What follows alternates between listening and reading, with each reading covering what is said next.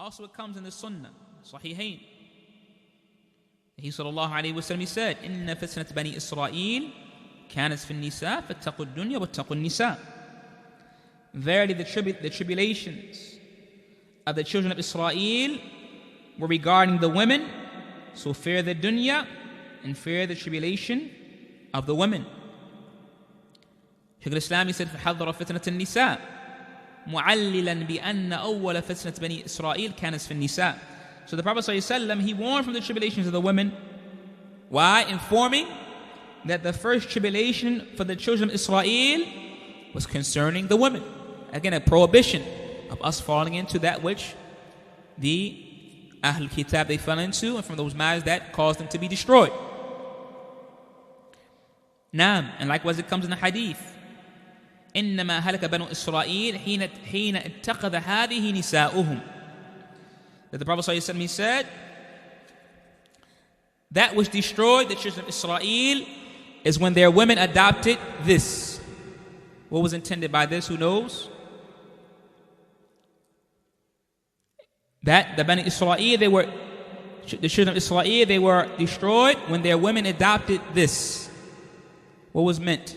The hadith of Muawiyah radiallahu anhu. Wasl al-sha'r, when the women begin to add extensions to their hair. Wasl al-sha'r. Now, meaning adding the extensions to their hair.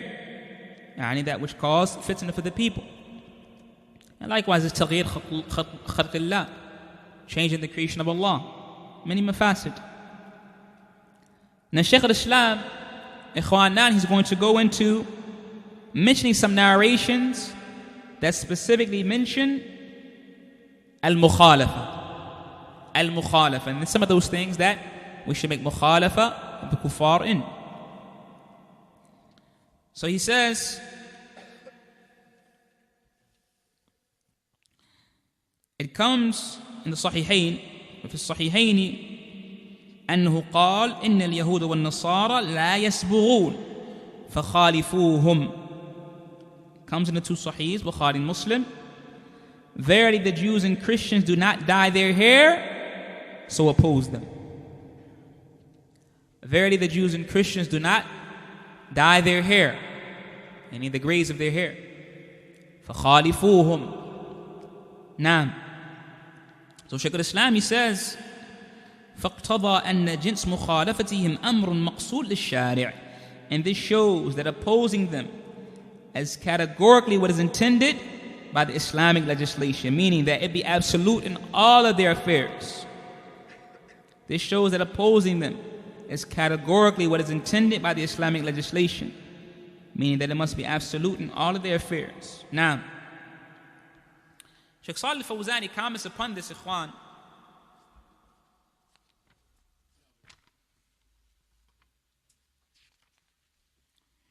He comments upon this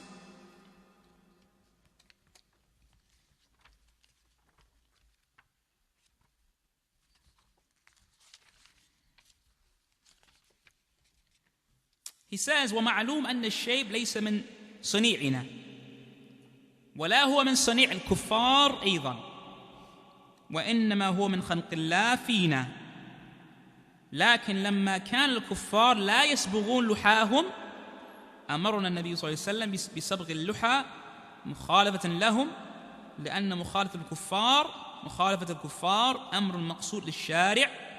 Now, he says, it is known that the gray that grows, meaning in our hair, does not come about due to an action that we do.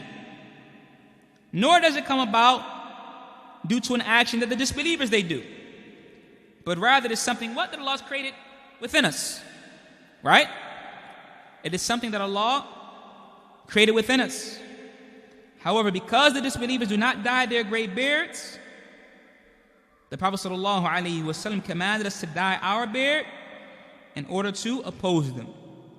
And this is because opposing the disbelievers is a matter intended by the Islamic legislation.